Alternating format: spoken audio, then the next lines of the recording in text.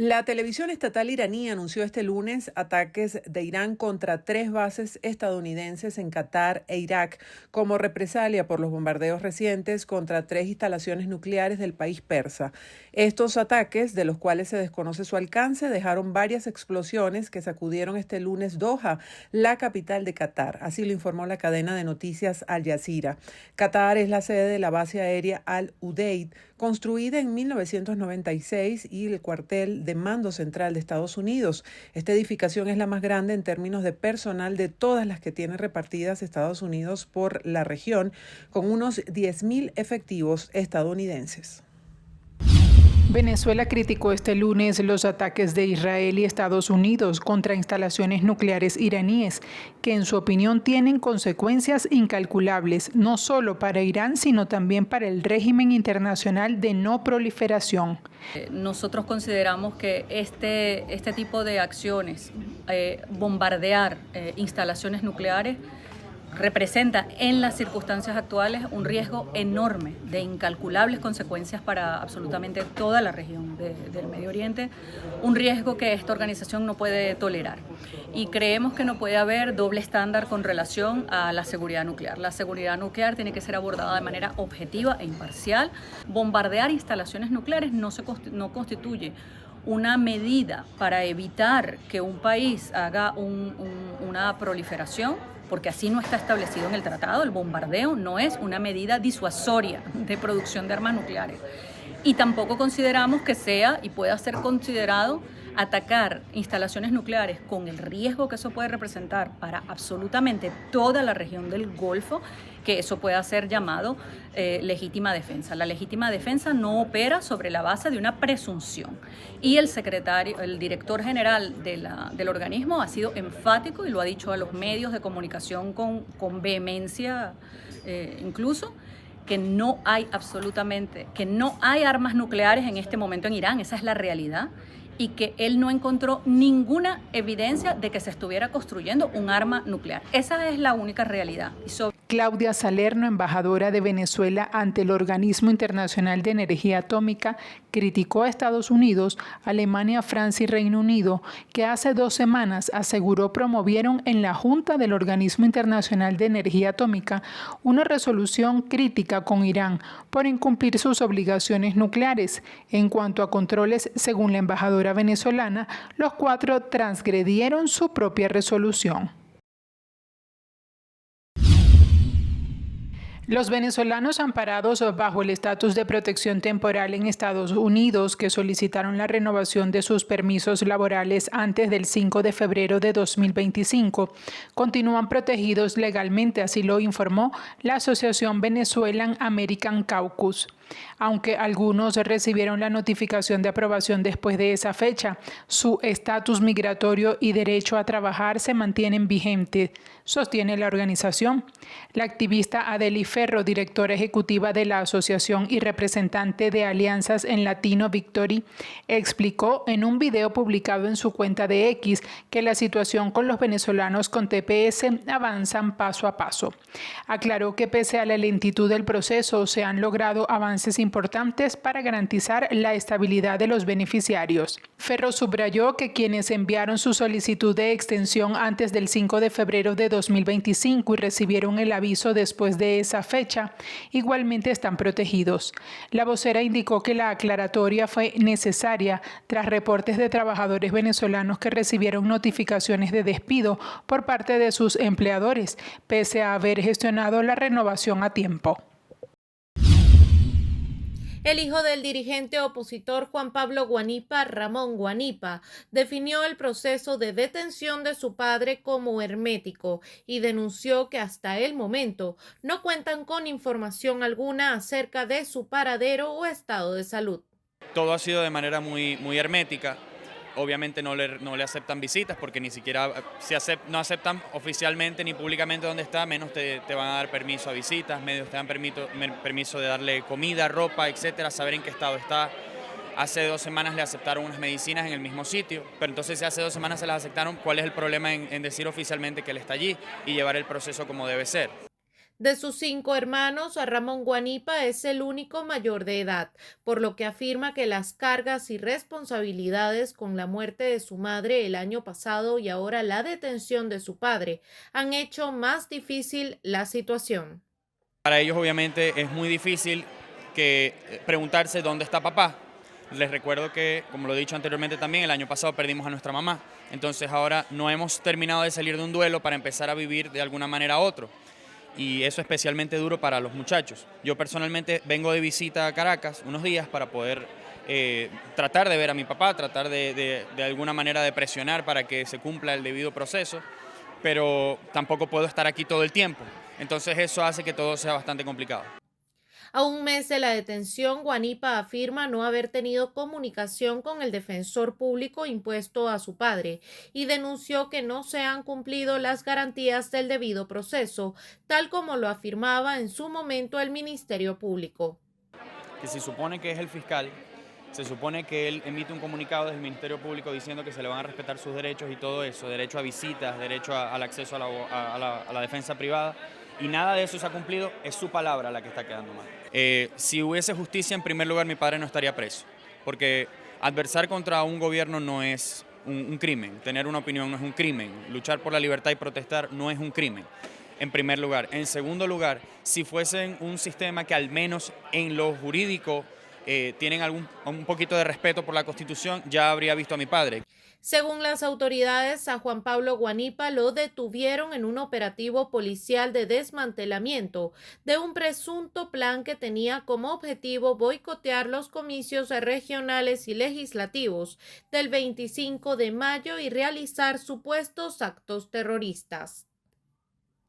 La Policía Federal Argentina dispuso un operativo en la residencia presidencial tras una amenaza de bomba y descartó la presencia de explosivos al interior del complejo en el que habita Javier Milei en la localidad de Olivos, en la provincia de Buenos Aires. Una brigada de explosivos de esa misma área inspeccionó la residencia con 4 perros, rastreadores y 20 agentes, con el apoyo de efectivos de la Defensa Civil y varios vehículos, entre ellos un camión de bomberos. Poco después, fuentes oficiales informaron que el operativo concluyó que la amenaza era falsa tras no hallarse explosivos en el lugar. Esta amenaza ocurre en un contexto de apoyo expresado por Milei a favor de Israel y Estados Unidos y en contra de Irán. La policía de la ciudad de Buenos Aires reforzó la seguridad en al menos 19 objetivos vinculados a la comunidad israelí en el territorio local tras el ataque de Estados Unidos a instalaciones nucleares en Irán en un contexto de creciente tensión internacional y temor a posibles represalias. El operativo incluye un despliegue conjunto con la División de Despliegue de Intervenciones Rápidas e incorpora vigilancia especial en puntos considerados sensibles, como la Embajada de Israel, la residencia del embajador y la del agregado militar. También se han incrementado las medidas de custodia en instituciones educativas judías en Buenos Aires, desde jardines de infantes hasta escuelas secundarias. La empresa estadounidense Amazon lanzó este lunes al espacio un segundo lote de 27 satélites de su proyecto Kuiper, que creará una constelación de más de 3.200 de estos dispositivos para llevar Internet de alta velocidad a cualquier parte del planeta y competir con empresas como Starlink. El cohete Alias V de la compañía United Launch Alliance, con la que Amazon presume de tener el mayor acuerdo del mundo de lanzamientos espaciales, ha despegado con los satélites desde la estación de la Fuerza Espacial de Cabo Cañaveral en Florida, a las 6:54 horas local. La misión Kuiper 2 marca el próximo paso en la iniciativa de Amazon de proveer Internet rápido y seguro a clientes alrededor del mundo, incluyendo aquellos en comunidades marginadas, ha detallado United Launch Alliance en un comunicado.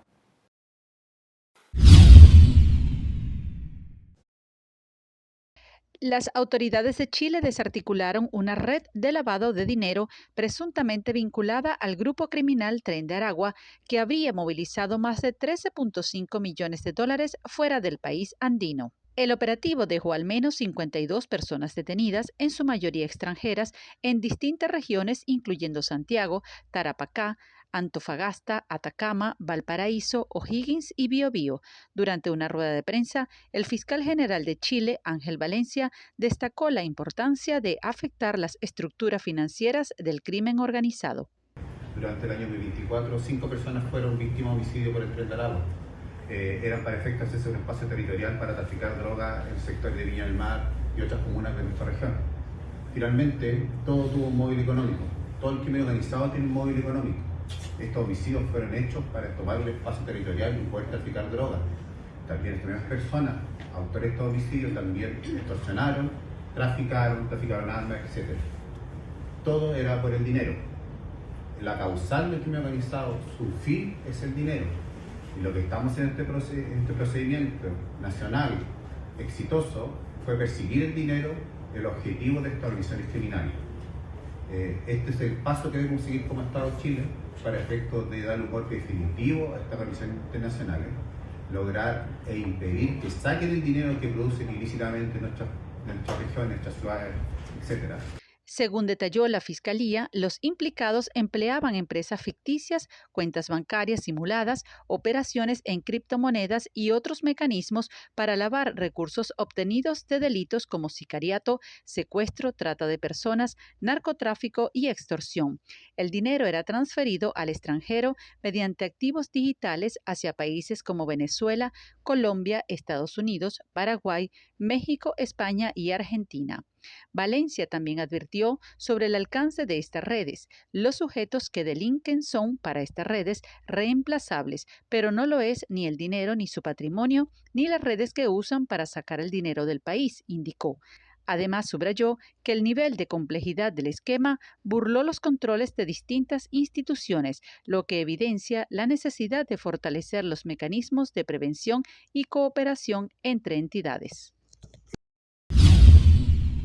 Un tribunal venezolano ordenó abrir juicio contra Rafael Tudares, esposo de Mariana González, hija de Edmundo González Urrutia, por 6 presuntos delitos: forjamiento, conspiración, terrorismo, asociación, legitimación y financiamiento, informó Mariana González el lunes mediante un comunicado. La hija de González Urrutia explicó que el pasado 13 de junio se celebró una audiencia preliminar en modalidad telemática, en la cual se admitió la acusación presentada por el Ministerio Público. En el mismo procedimiento, el juzgado ratificó la privación de libertad de Rafael Tudares y rechazó otorgarle medidas sustitutivas como presentación periódica o prohibición de salida del país. Según detalló su esposa, también se confirmó la reclusión de Rafael Tudares Bracho en la cárcel Rodeo 1, ubicada en el estado Miranda. No obstante, denunció irregularidades con el paradero de su esposo, asegurando que al ir al Rodeo 1 le indicaron por 13ª vez que su esposo no está allí. Mariana González calificó la situación de Tudares como una desaparición forzosa y reiteró que las autoridades le informaron en enero que el motivo de la detención fue su vínculo familiar con Edmundo González Urrutia.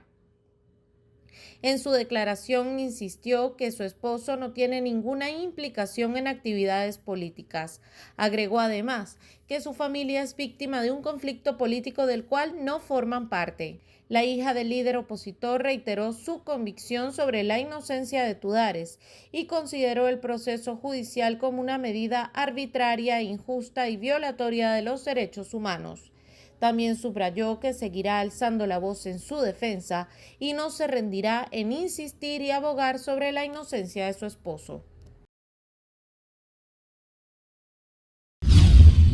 El titular del Ministerio Público señaló que Jesús Sarmiento había denunciado públicamente que estaba siendo amenazado por miembros de grupos estructurados de delincuencia organizada y presuntos agentes policiales.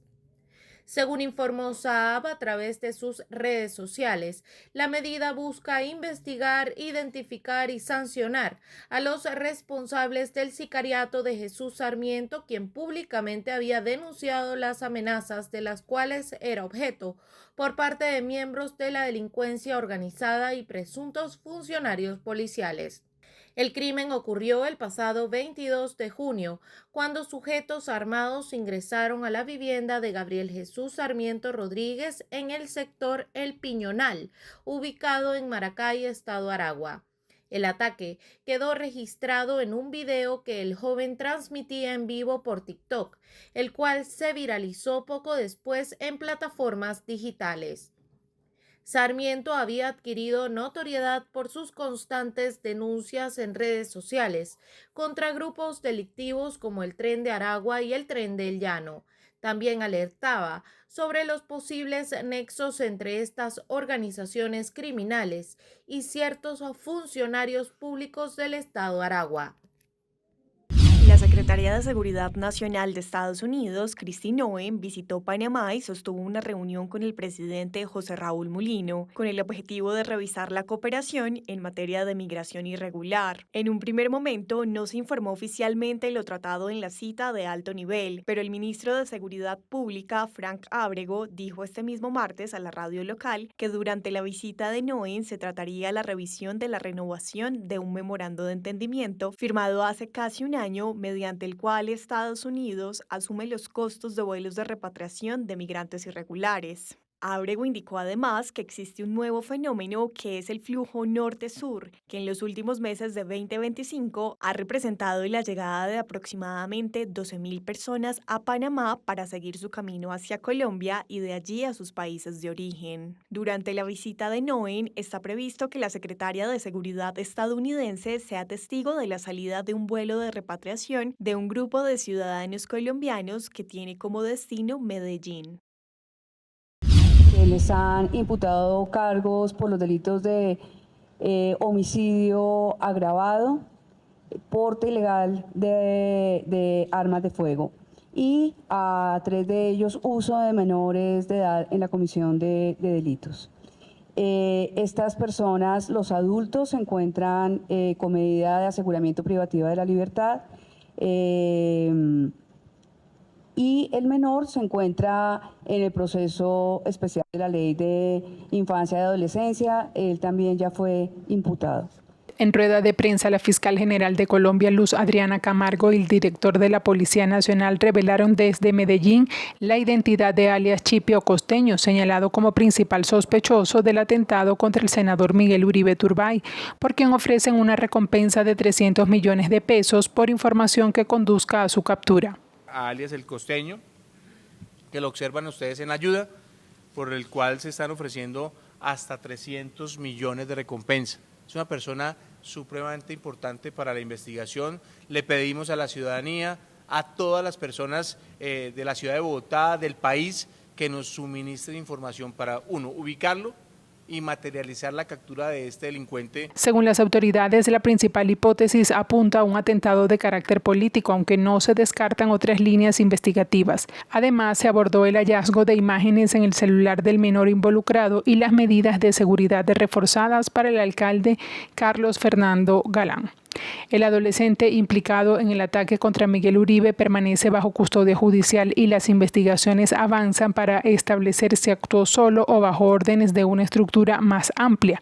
Por ahora, la fiscal no ha vinculado de manera directa las imágenes encontradas con un posible plan contra el alcalde o la propia fiscal. El gobernador del estado Mérida, Arnaldo Sánchez, informó que 273 familias han sido afectadas. Las principales vías de acceso a la ciudad de Mérida se encuentran comprometidas desde el Vigía en el sector Los Higuerones.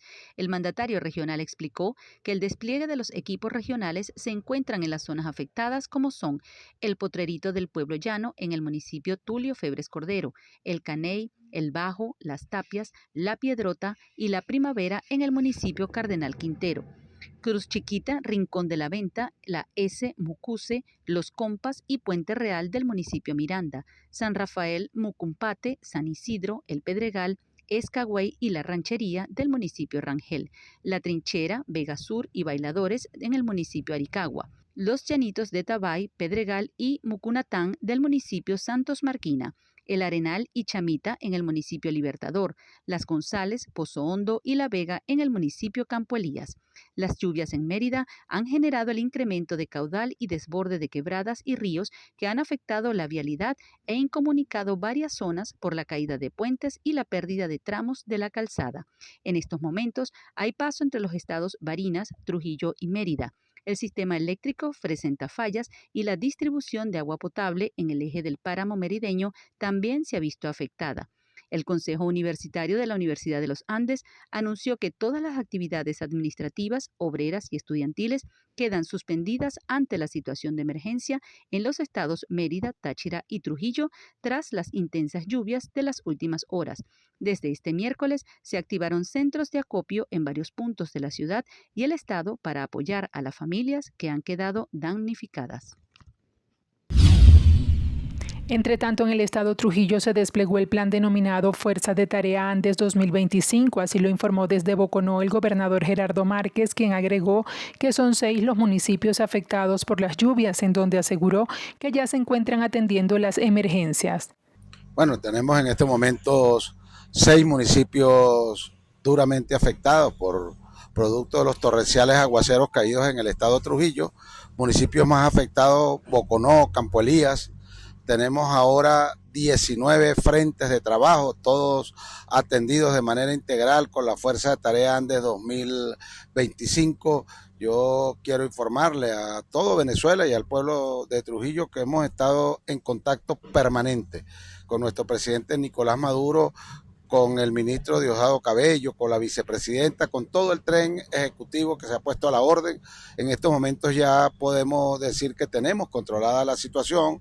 Por supuesto, afectaciones en varias vías del estado de Trujillo donde ya la maquinaria está atendiendo. Seguramente hoy habrá paso en la mayoría de las vías y algunas afectaciones mayores. Hay algunas fallas de bordes en las carreteras, sobre todo en esta vía que va hacia Niquitao, hacia Las Mesitas, como lo decía el alcalde, es la zona más productora de este municipio de Boconó. Y bueno, y aquí estamos hoy con toda la maquinaria, estamos nosotros presentes con todo el equipo de infraestructura de la gobernación del estado, del gobierno nacional, de la alcaldía de Boconó. En el municipio Urdaneta, zona alta y productora de rubros agrícolas, el alcalde de la zona, José Leocadio Carrillo, confirmó la desaparición de una persona identificada como Hernán Viloria, quien fue arrastrado presuntamente por la corriente de un río a las afueras de su casa.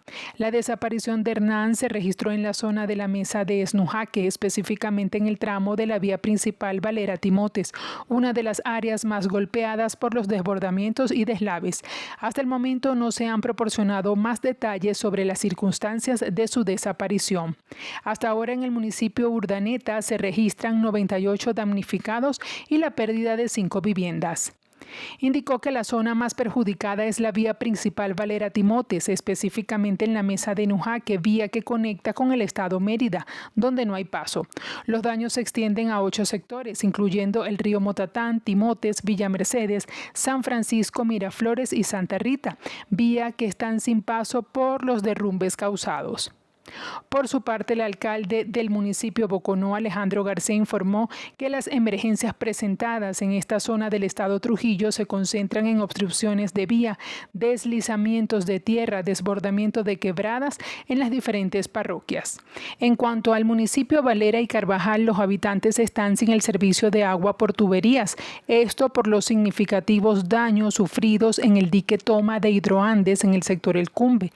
La crecida del río Motatán registrada generó una gran cantidad de sedimentos impactando directamente la infraestructura hídrica. Los daños comprometen la operatividad del sistema, lo que llevó a la suspensión del servicio de la planta potabilizadora. Se pudo conocer que autoridades del Ministerio de Atención en Aguas estuvieron en el lugar para evaluar y ejecutar las acciones necesarias para la pronta recuperación de los servicios. Eduardo Torres cumplió años este miércoles y lo pasó tras las rejas. Según la ONG Provea, el activista de derechos humanos lleva 47 días en aislamiento, tiempo en el cual no ha tenido acceso a visitas de su familia o abogados de confianza. Provea exige la liberación de Eduardo Torres, quien también es profesor de la Universidad Central de Venezuela, y recuerda que es beneficiario de medidas cautelares de protección otorgadas por la Corte Interamericana de Derechos Humanos debido a las amenazas y actos de hostigamiento que ha sufrido por su labor como defensor de derechos humanos en Venezuela. Insiste la ONG que las autoridades están obligadas a garantizar el respeto a sus derechos, no solo el derecho a la defensa y al debido proceso, sino también garantías para su derecho a la integridad personal. Aseguran que aislamiento prolongado es tortura.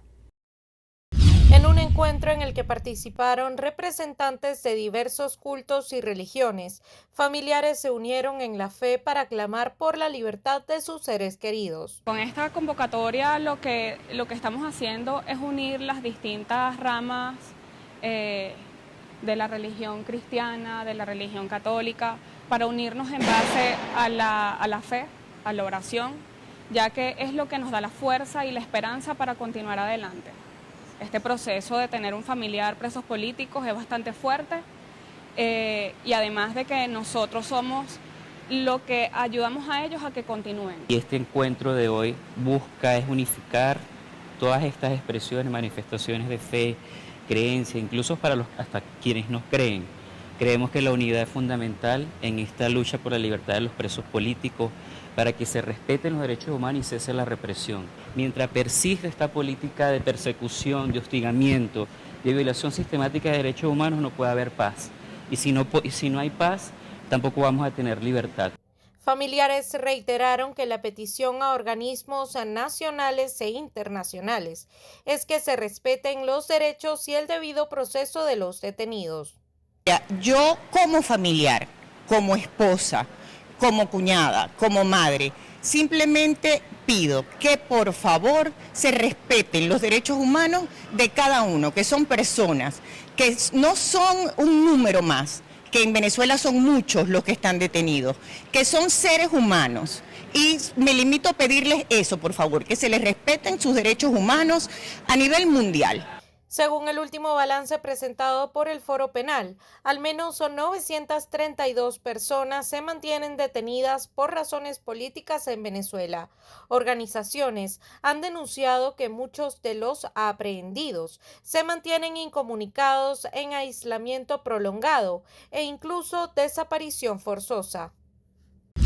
Giovanni Mosquera Serrano, de 37 años, ha sido acusado formalmente por el Departamento de Justicia de Estados Unidos de tráfico de drogas y actividades delictivas relacionadas con el terrorismo, según el comunicado de la Oficina de Control de Activos Extranjeros. El Departamento de Estado ofrece hasta $3 millones por información que conduzca a su arresto o condena. El presidente de Estados Unidos, Donald Trump, ha afirmado que el Tren de Aragua coordina sus actividades de Estados Unidos con la administración de Nicolás Maduro. A Mosquera Serrano se le acusa de haber supervisado el tráfico de narcóticos y asesinatos en nombre del Tren de Aragua en Colombia. También es sospechoso de extorsión y de haber gestionado los beneficios económicos procedentes de las actividades criminales de la banda. La Policía Federal estadounidense FBI informó este martes que Mosquera Serrano será añadido a su lista de las 10 personas más buscadas, y el Departamento de Justicia anunció que abrirá un caso por inculparlo por tráfico de drogas y actividades criminales relacionadas con el terrorismo. Como resultado de las sanciones, todos los bienes y participaciones del sancionado que se encuentren en Estados Unidos o que estén en poder o bajo el control de estadounidenses quedan bloqueados. La Plaza de Bolívar de Bogotá amaneció este martes cubierta de toneladas de residuos plásticos, como parte de una protesta organizada por la Asociación Nacional de Recicladores. Los manifestantes denunciaron la caída en el precio del material reciclable, sus precarias condiciones laborales y exigieron un diálogo urgente con el gobierno. La movilización convocó a decenas de recicladores que llenaron la emblemática plaza con cerca de 12 toneladas de plástico.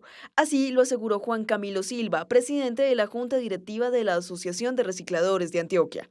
Es que hemos experimentado recientemente una baja de precios muy fuerte en lo concerniente al material PET, que es el material que estamos viendo acá sobre la Plaza de Bolívar. Hace más o menos un mes, la cantidad que tenemos aquí, que son aproximadamente unas 12 toneladas, costaban alrededor de unos 30 millones de pesos en la industria. Al día de hoy, este material representa más o menos unos 10 millones de pesos. Con esta acción simbólica, los recicladores buscan visibilizar lo que consideran una crisis del sector, agravada por la caída de hasta un 30% en el valor del material reciclable, especialmente en el PET, un tipo de plástico muy usado en envases. lo que estamos viendo es que hay una devolución en el precio y a su vez también estamos viendo que hay una vulneración en la garantía al acceso del material, lo que hace que, digamos, este material pueda resultar terminando en los rellenos sanitarios, porque a menor precio también es más irrentable para los recicladores y menos atractivo para ser reciclado. Según cifras oficiales, en 2023 había más de 68.000 recicladores de oficio registrados en Colombia. Carvajal, de 65 años y casi 4 de ellos en prisión en Estados Unidos, confesó ante el juez de Distrito Sur de Nueva York, Alvin Helster, haber participado en los delitos de conspiración para importar cocaína a los Estados Unidos, participar en narcoterrorismo para el beneficio de las Fuerzas Armadas Revolucionarias de Colombia y delitos relacionados con armas. De acuerdo con la acusación del fiscal Jay Clayton, apoyada en una investigación de la DEA, indica que el también exdirector de la Dirigencia General de Contrainteligencia Militar utilizó su cargo para contrabandear armas y drogas. Tras años de intentar evadir la ley, Carvajal Barrios probablemente pasará el resto de su vida en una prisión federal, señaló una nota informativa emanada del Departamento de Justicia de Estados Unidos. La sentencia contra Hugo Carvajal Barrios se espera sea conocida el próximo 29 de octubre de 2025. Un puente de la autopista José Antonio Páez, principal vía del centro occidente de Venezuela que conecta las regiones de los Andes y del centro del país, colapsó tras las intensas lluvias registradas en las últimas horas que ocasionaron la crecida del río Ospino, por lo que el gobernador del estado portuguesa, Primitivo Cedeño, anunció el cierre del paso para los vehículos. La emergencia se complica aún más por el desborde de una laguna en el sector, que ha inundado la vía local 005 y limita las rutas de desvío hacia San Carlos, Estado Cojedes, y Guanare, capital de Portuguesa. Según indicó el gobernador Primitivo Cedeño, el funcionario informó además que fue activado el sistema de gestión de riesgos con el despliegue de los equipos de bomberos, protección civil, policía del Estado Portuguesa y la Policía Nacional Bolivariana para evaluar y controlar la situación.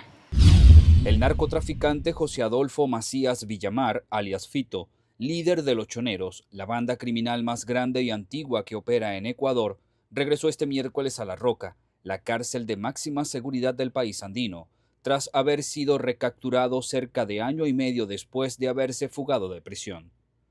José Adolfo Macías se encontraba prófugo tras un motín en la cárcel regional de Guayaquil, donde se encontraba recluido en enero de 2024. Allí, Fito cumplía una condena de 34 años de prisión por varios delitos como narcotráfico, delincuencia organizada y asesinato. Su captura se produjo en su natal ciudad de Manta, en la costera provincia de Manabí, uno de los bastiones de su pandilla, Los Choneros, según fuentes militares. Fue el ejército ecuatoriano el que logró la captura de Macías Villamar dentro de una vivienda, según un video difundido en redes sociales.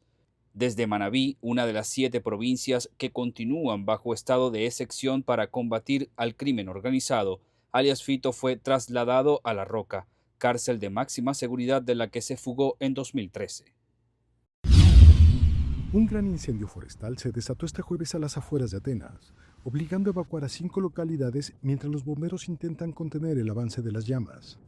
El fuego comenzó cerca de la población costera de Timari, a unos 35 kilómetros al sureste de la capital griega. Allí, las llamas cruzaron las zonas habitadas, dañando varias viviendas, según han informado medios locales.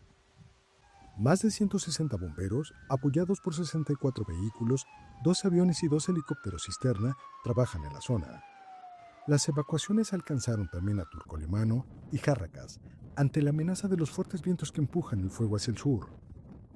Se estima que más de 1.000 personas han sido evacuadas, aunque podrían ser mucho más, ya que la región es un destino turístico habitual. Agentes policiales han rescatado a unas 40 personas que se negaban a salir de sus hogares. Mientras tanto, la Guardia Costera patrulla la zona por mar en caso de evacuaciones adicionales. Mientras tanto, Grecia enfrenta una ola de calor que supera los 40 grados y aumenta el riesgo de incendios.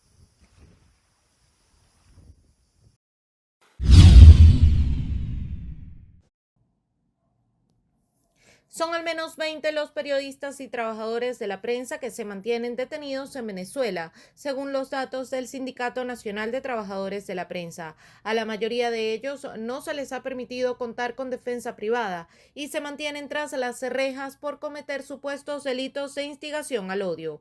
Ellos son Carlos Marcano, periodista y profesor universitario. El 23 de mayo de 2025, 2 días antes de las elecciones regionales y parlamentarias en Venezuela, funcionarios de la Policía Nacional Bolivariana allanaron su casa y lo detuvieron.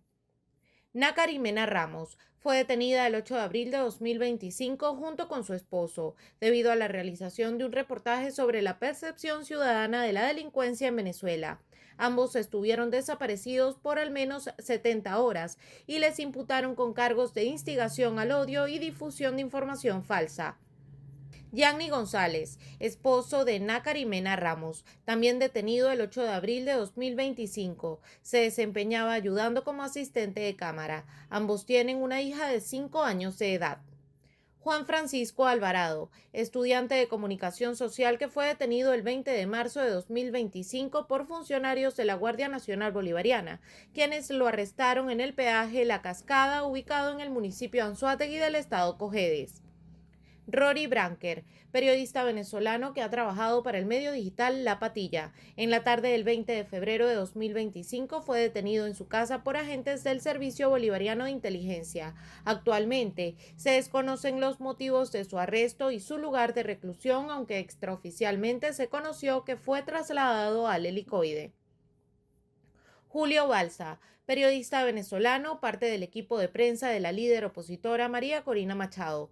Fue detenido el 9 de enero de 2025 después de cubrir una manifestación en Caracas. Actualmente se desconoce su paradero y tiene más de 5 meses desaparecido. Leandro Palmar fue detenido el 9 de enero mientras se encontraba dando cobertura a una manifestación a favor de Edmundo González Urrutia en la Plaza de la República en Maracaibo. Salvador Cubillán, asistente técnico de Leandro Palmar, también detenido el 9 de enero en el estado Zulia. Biagio Pilieri, dirigente político y periodista venezolano, fue detenido el 28 de agosto de 2024 tras asistir a una protesta opositora. La última localización del teléfono de Pilieri indica que fue llevado a la sede del Servicio Bolivariano de Inteligencia.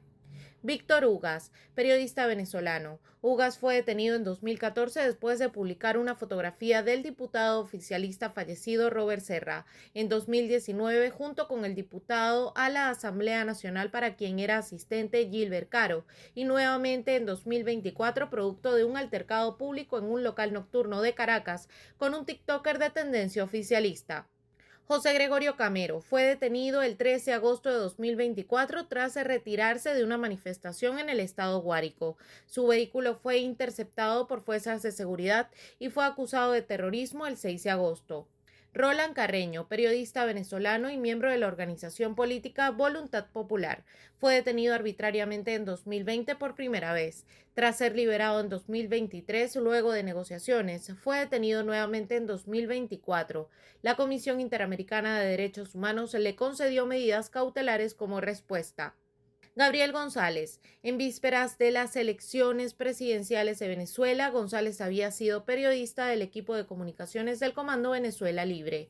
Fue detenido el 17 de junio de 2024 tras participar en la visita del entonces candidato presidencial Edmundo González Urrutia en Maiquetía.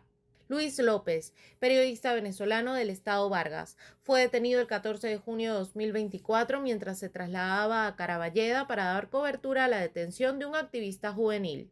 Carlos Julio Rojas, periodista y activista venezolano. Rojas ha sido detenido por funcionarios de seguridad en al menos 4 oportunidades, siendo la vez más reciente el 15 de abril de 2024.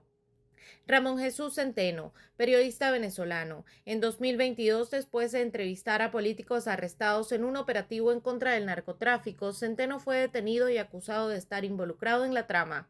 Ángel Godoy fue detenido por funcionarios del Servicio Bolivariano de Inteligencia el 8 de enero de 2025. No se han dado explicaciones sobre su detención. Después de ser sometido a desaparición forzosa, se conoció que se encontraba recluido en el helicoide. También integran la lista los periodistas y dirigentes a Mario Chávez Cohen, militante de la organización 20 Venezuela, detenido el 6 de mayo de 2025, y los hermanos Pedro Guanipa y Juan Pablo Guanipa, detenidos el 26 de septiembre de 2024 y 23 de mayo de 2025 respectivamente. La ONG venezolana Acceso a la Justicia aseguró este jueves que para las elecciones municipales previstas para el próximo 27 de julio se agravan prácticas que contravienen principios básicos del ordenamiento jurídico electoral del país. La organización indicó mediante una nota de prensa que el Consejo Nacional Electoral vuelve a reeditar lo que según Acceso a la Justicia son los patrones de falta de transparencia y restricciones de las elecciones pasadas del 25 de mayo. Indicó que estarían incurriendo en prácticas sin transparencia al anunciar sin información suficiente y clara sobre los candidatos a participar, lo que reduce notablemente los tiempos de campaña. Asegura que el registro electoral se cierra sin previo aviso y se excluyen líderes opositores, entre otros mediante inhabilitaciones de la Contraloría General de la República ratificadas por el Tribunal Supremo de Justicia. Esta situación, a juicio de esta organización, limita gravemente el derecho a elegir y ser elegidos de los venezolanos y afecta la confianza en el sistema electoral, lo que puede reducir las posibilidades de participación de la ciudadanía.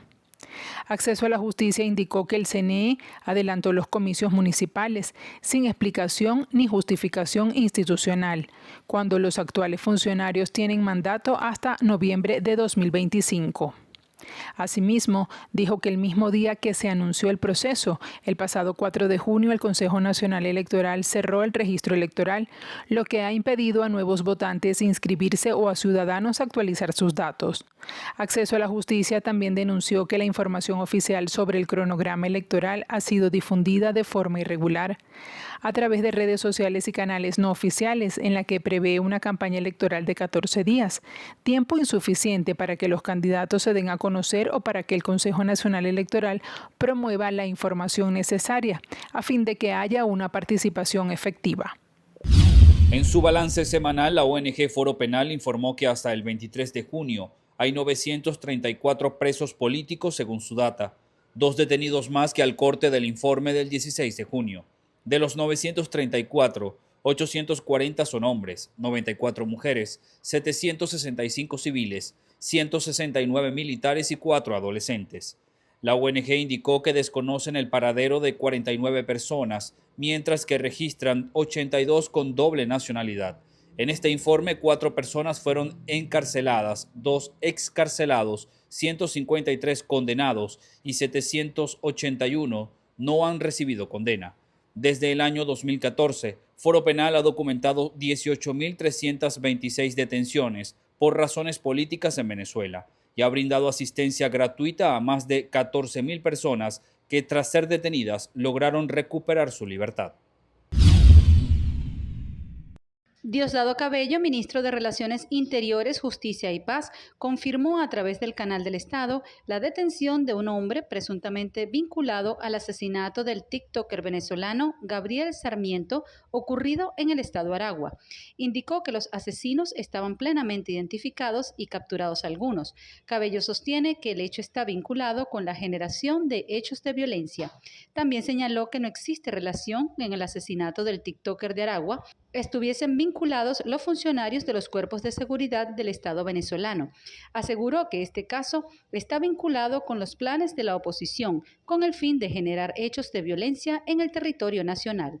Gabriel Sarmiento fue asesinado mientras hacía una transmisión en directo en su cuenta de la red social TikTok en Maracay, estado Aragua. La víctima había difundido un video en el que aseguraba haber sido acosado por personas aparentemente vinculadas a las bandas Tren de Aragua y Tren del Llano. En el hecho también resultó herida la madre de Gabriel Sarmiento, quien fue hallada por la policía al llegar a la casa en el sector Piñonal del municipio Girardot, estado Aragua. Los funcionarios trasladaron a la mujer al hospital, quien fue operada de emergencia por más de 5 horas. Actualmente está en recuperación. La Corte Suprema de Estados Unidos otorgó este viernes una victoria significativa al presidente Donald Trump al fallar a favor de limitar el poder de los jueces federales para suspender de forma generalizada decisiones del Ejecutivo. Con 6 votos a favor y 3 en contra, estos últimos de las magistradas progresistas, el máximo tribunal determinó que las suspensiones de alcance nacional dictadas por tribunales inferiores probablemente exceden las facultades que el Congreso les ha otorgado. Aunque la decisión no se pronunció directamente sobre la legalidad del decreto de Trump, que busca suprimir la ciudadanía por nacimiento a hijos de personas que viven en el país sin autorización, sí representa un respaldo a su capacidad de implementar políticas sin enfrentar bloqueos a nivel nacional. Hoy, la Corte Suprema ordenó a los tribunales de distrito detener el aluvión interminable de órdenes judiciales a nivel nacional contra el presidente Trump, expresó la fiscal general Pam Bondi a través de la red social X, minutos después de conocerse el fallo. Por su parte, el presidente Trump celebró el resultado en su plataforma Truth Social, calificándolo como una gran victoria. En la misma publicación afirmó que incluso el año de la ciudadanía por derecho de nacimiento ha sido indirectamente duramente afectado y aseguró que esta figura jurídica tenía que ver con los bebés de esclavos, no con la estafa de su proceso inmigración. Desde la disidencia, la jueza Sonia Sotomayor criticó duramente la postura mayoritaria del tribunal. La manipulación de esta solicitud es evidente y el gobierno no intenta ocultarla. Escribió al señalar que la administración Trump evitó defender la constitucionalidad del decreto y, en cambio, solicitó que sin importar cuán ilegal sea una ley o política, los tribunales nunca pueden simplemente decirle al Ejecutivo que deje de aplicarla contra alguien. En su opinión, la Corte vergonzosamente se prestó a esa estrategia. En respuesta al fallo, la fiscal general de Nueva York, Leticia James, manifestó preocupación por las consecuencias que podría generar esta decisión. Si bien confío en que nuestro caso en defensa de la ciudadanía por derecho de nacimiento finalmente prevalecerá, me duele el corazón por las familias cuyas vidas pueden verse trastocadas por la incertidumbre de esta decisión, expresó en un comunicado. Organizaciones de derechos civiles también advirtieron sobre el impacto de esta resolución. Lupe Rodríguez, directora ejecutiva del Instituto Nacional de Latinas para la Justicia Reproductiva, afirmó que el levantamiento de la orden judicial contra el decreto de Trump abre la puerta a la discriminación, la patria y una erosión fundamental de los derechos de quienes nacen en suelo estadounidense. El Hotel Gracery de Shinjuku, en Tokio, cumple 10 años y lo celebra con una nueva habitación temática centrada en una batalla entre Godzilla y su archienemigo King Ghidorah. La habitación está en la planta 30, la planta Godzilla, y alberga una enorme maqueta a escala 1:50 de un enfrentamiento entre ambos. El cuarto tiene 32 metros cuadrados y está adornado con un mural que representa la destrucción causada por el enfrentamiento y cuenta con un panel interactivo que permite a los inquilinos hacer que ambos monstruos emitan rugidos o cambiar su iluminación. La directora del departamento comercial dice que querían que con esta estancia los huéspedes se sintieran inmersos en una película, en lugar de disfrutarla solo con el visionado. La habitación, donde 2 personas pueden pasar la noche por unos 730 euros, también recoge otros detalles con referencias cinematográficas. Aunque estará disponible a partir del 1 de julio, el hotel ya cuenta con habitación Godzilla, por la que ya era famosa el lugar, coronado por una enorme cabeza del monstruo visible desde el exterior. El hotel también cuenta con otras 6 estancias con vistas al busto y otras 36 más simples, pero igualmente decoradas con elementos de la criatura.